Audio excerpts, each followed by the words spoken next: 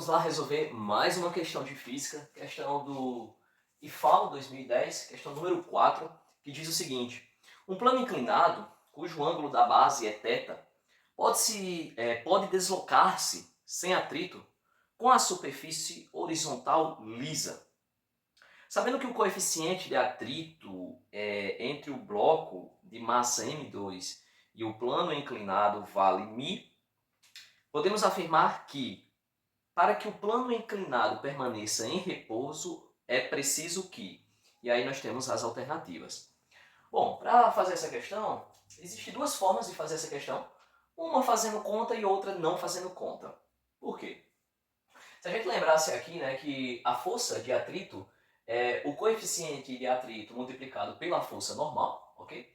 Lembrando dessa expressão aqui, e lembrando que na nossa direção vertical, né, a gente não tem movimento, né, do nosso bloco de massa M2, então a gente tem que a força normal ela vai ser igual à componente da força peso, o Px, né? Porque quando a gente olha nesse triângulo retângulo aqui, então a gente vai ter uma componente 180 graus da normal, e essa componente, ela faz um ângulo θ em relação à força peso, que é apontado para o centro da Terra. Então, quando a gente monta o triângulo retângulo aqui, essa componente aqui é o nosso Px, beleza? E aí veja só, né, como a gente tem que o coeficiente de atrito, como a gente tem, né, que a força de atrito é o coeficiente de atrito multiplicado pela força normal, se a força normal é igual a essa componente aqui, ao Px, então eu tenho que aqui vai ser o meu coeficiente de atrito cinético multiplicado por P, que é m vezes g, né, massa vezes a gravidade, vezes o cosseno do ângulo. E aí a gente observa que nas alternativas, esse nosso coeficiente de atrito, ele vai estar presente, né, quando a gente faz essa análise, junto com o cosseno do ângulo. E se a gente observar nas alternativas, por exemplo, na alternativa E, a gente não tem o coeficiente de atrito no lado direito da equação, então já não seria a letra E. Na letra D, a gente também não tem o coeficiente de atrito do lado esquerdo da equação. Então também não seria a letra D, porque o coeficiente de atrito está presente junto com o cosseno do ângulo.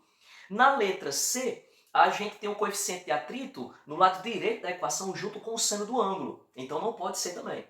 E na letra B, a gente vai ter o coeficiente de atrito junto com o seno do ângulo do lado esquerdo da equação. Então também não pode ser. Então, olhando para o coeficiente de atrito, a gente teria aí, né, a alternativa correta como sendo a letra A. Beleza? Então tinha como fazer essa questão, né? Se nós lembrássemos disso, sem fazer conta. Mas também tem como a gente resolver fazendo as contas, que é o que a gente vai mostrar aqui, beleza?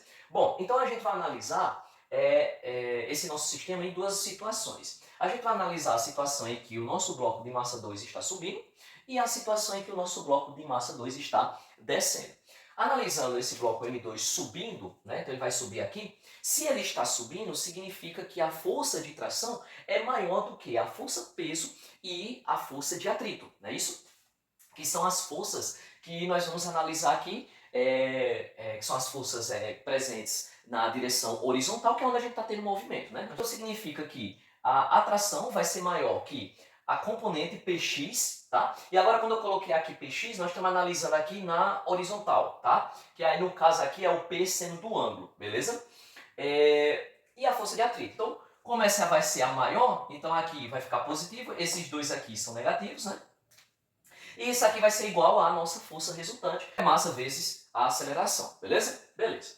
Bom, quando a gente considera a situação sem movimento, que é o que ele pede no enunciado, o que ele fala, né, sobre o plano inclinado permanecer em repouso, então a aceleração vai ser zero, então a nossa equação aqui nós vamos igualar a zero, beleza? E aqui eu coloquei o resultado, né, o valor das equações, né, da tração, do peso e da força de atrito, beleza? Lembrando, força de atrito está aqui, o peso está aqui, a gente só substituiu aqui os valores, ok? Beleza, e vamos lá, como é que vai ficar a nossa equação aqui, né? Quando a gente olha para as expressões presentes na letra A, B, C e D, onde a gente vai ter aí nas equações as massas, né, a razão entre as massas do bloco 1 e dessa esfera, do bloco 2 e da esfera 1 aqui, é uma razão entre elas, né? E o sinal de maior ou igual, não é isso? Então, beleza. Então, o que acontece? Como a gente vai ter que isolar a expressão das massas, então eu fiz o seguinte. Eu isolei aqui o M1 vezes G, né, que é a atração da corda, que é maior, né, já que está subindo. Então, vai ser maior ou igual. E aí, esses termos aqui, como estão negativo, passa para o outro lado positivo. Então, vai ficar M2G seno do ângulo, mais o μ vezes a massa do bloco 2 vezes G vezes o cosseno do ângulo. G a gente pode simplificar.